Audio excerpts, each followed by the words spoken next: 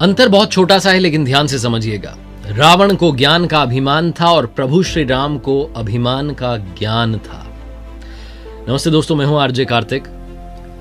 एक ऐसी कथा जिसके बारे में महर्षि वाल्मीकि जी की रामायण में बात नहीं हुई है, गोस्वामी तुलसीदास जी की रामचरितमानस में भी बात नहीं हुई है, लेकिन महर्षि कंबन की जो ईरामावतारम है उसमें इस कथा का वर्णन है। रावण के बारे में कहा जाता है कि रावण शिव भक्त था, विद्वान था। रावण को एक अलग पर्सपेक्टिव से उसकी कुछ ऐसी बातें जो दुनिया तक नहीं पहुंच पाई, उसके बारे में ईरामावतारम में वर्णन किया गया है। कहा जाता है कि जब भगवान श्री राम को लंका पर विजय पाने के लिए सेतु निर्माण करना था, उस समय वो अपने आराध्य शिव जी को आमंत्रित करना चाहते थे, शिवलिंग की स्थापना करना चाहते थे, उनकी पूजा आराधना करना चाहते थे। तो उन्होंने यज्ञ कराने का संकल्प लिया और इसके लिए उन्हें किसी आचार्य की, किसी पंडित पुरोहित की जरूरत थी। जामवंत जी से उन्होंने कहा कि आप कहीं से ढूंढ के लाइए, कोई आचार्य मिल जाए जो यज्ञ संपन्न करवाएं ताकि हम यहाँ शिवलिंग की स्थापना कर पाएं। तो जामवंत जी ने कहा कि प्रभु, यहाँ जंगल में, समुद्र तट पर पेड़ पौधे हैं, वन्य जीव हैं, इनके अलावा तो क्या मिलेगा। प्रभु श्री राम ने कहा कि हमें ऐसा आचार्य चाहिए जो शैव और वैष्णव दोनों परंपराओं का ज्ञाता हो। इस पर जामवंत जी ने कहा कि प्रभु, ऐसा है एक जानकार, लेकिन वो हमारा शत्रु है। प्रभु श्री राम ने पूछा कि कौन। तो जामवंत जी ने बताया कि वो पुलत्स्य मुनि का नाती है, वैष्णव है, शिवभक्त है और दोनों परंपराओं को जानता है, वो रावण है।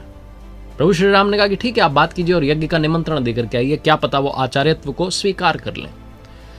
प्रभु श्री राम की आज्ञा पाकर के जामवंत जी लंका पहुंचे, क्योंकि रावण वो व्यक्ति था जिसमें सारी खूबियां थी। जब रावण को पता लगा कि जामवंत जी लंका आए हैं, तो उसने अपने सैनिकों को आदेश दिया कि उन्हें आदर सहित महल तक लेकर के आया जाए, क्योंकि जामवंत जी के जो पितामह थे वो रावण के पितामह के मित्र थे, इसलिए रावण उनका सम्मान करता था।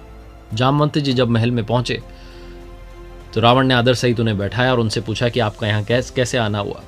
तो जामवंत जी ने बताया कि मैं यहाँ पर अपने यजमान के लिए आचार्य को ढूंढने आया हूँ और आपको आचार्यत्व का निमंत्रण देता हूँ, आप आइए, मेरे यजमान को यज्ञ करवाना है। तो रावण ने पूछा कि आपके यजमान कौन है। तो जामवंत जी ने बताया कि प्रभु श्री राम एक यज्ञ करना चाहते हैं, एक बड़ा लक्ष्य है, उसके लिए वो यज्ञ कर रहे हैं और भगवान शिव के शिवलिंग की वहां स्थापना करना चाहते हैं समुद्र तट पर। रावण ने पूछा कि वो लक्ष्य क्या है, लंका विजय। जामवंत जी मुस्कुरा करके बोले हाँ।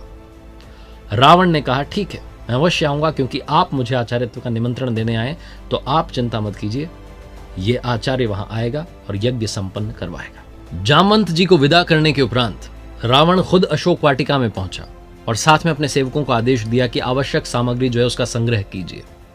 अशोक वाटिका में पहुंच करके मां सीता को रावण ने बताया कि आपके पति समुद्र तट पर लंका विजय के लक्ष्य से एक यज्ञ कर रहे हैं और भगवान शिव की आराधना करते हुए वहां शिवलिंग की स्थापना करना चाहते हैं और मुझे आचार्यत्व का निमंत्रण भेजा है, मुझे आचार्य बनकर वहां जाना है।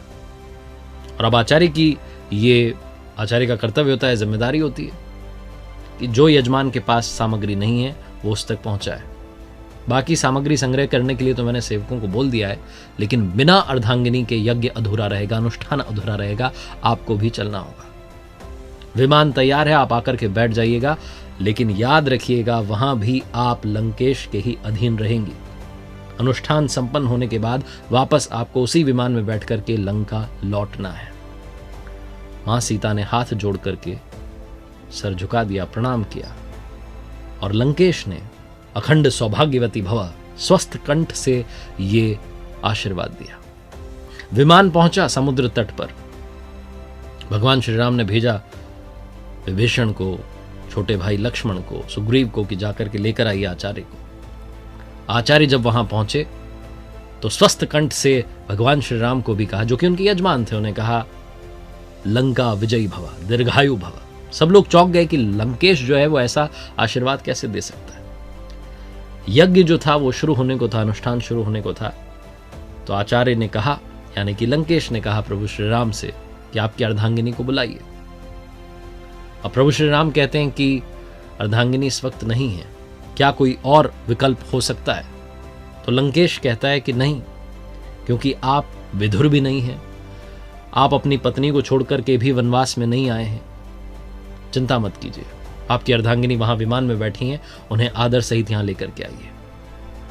मां सीता आई, प्रभु श्री राम के बगल में बैठी, अनुष्ठान संपन्न हुआ और अंत में जब दक्षिणा की बारी आई तो प्रभु श्री राम ने अपने आचार्य से, जो कि लंकेश दशग्रीव था, उससे कहा कि दक्षिणा में मांगिए, आप क्या मांगना चाहते हैं। जितने आसपास खड़े थे सबको डर था कि कहीं ये ना मांग ले लंकेश कि अब प्रभु श्री राम वापस अयोध्या लौट जाए।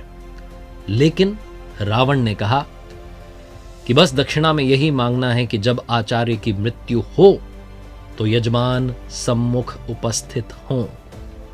और वही हुआ। जब रावण की मृत्यु हुई तो प्रभु श्री राम वहीं थे। रावण को उन्होंने अंतिम दर्शन दिया। ये रावण के बारे में ऐसी कथा जिसका वर्णन महर्षि कम्मन की रामावतारम में है।